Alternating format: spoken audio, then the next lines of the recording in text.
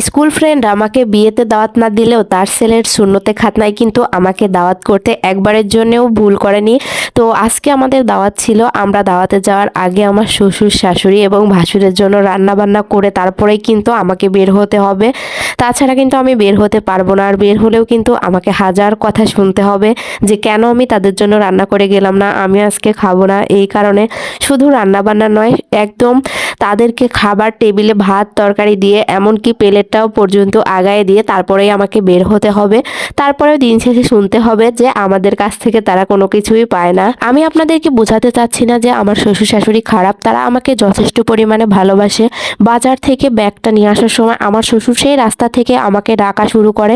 যতক্ষণ পর্যন্ত আমি বের হব না ততক্ষণ সে আমাকেই ডাকতে থাকবে। যে কোনো কাজই হোক না কেন, কাজের সময় কিন্তু সে সব সময় আমাকেই বেশি গুরুত্ব দেয়।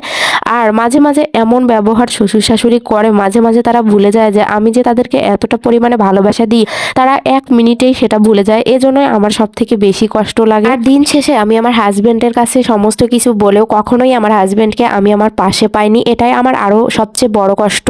আর মাঝে মাঝেই ভাবি যে এখানে থাকবো না, যেইখানে আমার কোনো গুরুত্ব নেই, সেই সংসারে আমার না থাকাটাই মনে হয় সব থেকে বেটার।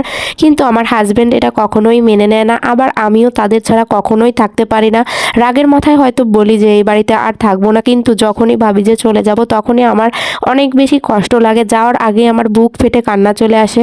আর এই মায়ার জন্যই কিন্তু আমি এই 6 বছরের মাঝে অনেকবারই কিন্তু আমাদের ঝামেলা হয়েছে। আমি কখনোই বাসা থেকে বের হওয়ার মতো সাহস পাইনি। আর এই জন্যই কিন্তু আমি এখনো এত কষ্ট, এত কথা মানুষের সহ্য করে আমার মতো আমি থাকছি। তবে কষ্টের মাত্রাটা যদি বেশি হয়ে যায়, আমিও একদিন সকল মায়া ছেড়ে আমি চলে যাব আমার মতো কোনো এক জায়গায়। আমি কারো কাছে কোনো কিছুই আশা করি না, শুধুমাত্র আমাকে একটু ভালোবাসা দিলে আমি তাদের সমস্ত কথা শুনতে রাজি আছি। কিন্তু কেউ যদি আমার সঙ্গে খারাপ ব্যবহার করে, আমি তাদের সঙ্গে খারাপ ব্যবহার করতে একবারও কিন্তু বাধা দেয় না আমার মনে। কারণ আমি যদি অন্যায় না করি সেটা আমি কখনোই মানতে পারি না আমার সঙ্গে সেই অন্যায়টা। যেহেতু আমরা সবাই দাওয়াত খেতে যাব, বাসায় মাত্র 3 জন থাকবে, এজন্য শর্টকাটে রান্না করে নিলাম আলু আর কচু দিয়ে ডিম আর একটু ধনেপাতা বেটে নিলাম। দাওয়াত খেতে এসে মানুষ দেখে আমার মাথাটাই ঘুরে যাচ্ছে। এখানে নাকি আয়োজন ছিল 1200 প্লাস। আর এত পরিমাণে লোকজন যে বসার মতো একটা চেয়ার পাওয়া যাচ্ছিল না, মানে চেয়ার নেওয়ার জন্য যুদ্ধ করতে হচ্ছিল। তো অনেক যুদ্ধের পরে কিন্তু 3 জন 3টা চেয়ার পেলাম। যেহেতু দেখছি যে বসা নিয়ে অনেক বেশি ঝামেলা হচ্ছে, এজন্য মুস্তাকিমকে কোলে নিয়েই খেতে বসলাম। আমি মুস্তাকিমকে খাওয়াই দিব আর আয়শা নিজে হাতে খাবে। এজন্য আয়শা বুড়ি প্লেট নিয়ে বসে পড়লো। আর ওর বাবা ওকে পাশে বসায় মানে সুন্দর করে খাওয়াই খাওয়াই দিচ্ছিল সব সময়। আর আমি কিন্তু আমার লাইফে এরকম মারামারি পাড়াপাড়ি করে এই প্রথম দাওয়াত খেলাম। আর এত লোকের ভিড়ে কখনো আমার দাওয়াত খাওয়া হয়নি, যেটা সত্যি কথা। তো বান্ধবীর সঙ্গে খাওয়া দাওয়ার শেষে দেখা করতে গিয়ে বললাম কি ব্যাপার, কত লোকের আয়োজন? তো ও আমাকে বলল যে 1200 প্লাস। তখনই আমি ভাবলাম যে একটু তো গন্ডগোল হবেই, এত লোকের আয়োজন। তো যেহেতু নামাজের পরে সবাই খাওয়া দাওয়া করার জন্য চলে আসছে, এই কারণেই কিন্তু এত ভিড় জমে গেছে। আজকে জুম্মার দিন ছিল, অনেকেই নামাজের আগেই খাওয়া দাওয়া শেষ করে নিয়েছে, কিন্তু বেশিরভাগ লোকজনই নামাজের পরে খাবার খেতে আসছে। এখানে আরেকটি জিনিস দেখে সবচেয়ে বেশি অবাক হয়েছি, সেটা হচ্ছে এই যে এখন টাকা দিব নাম লেখাবো কিভাবে সেইটা।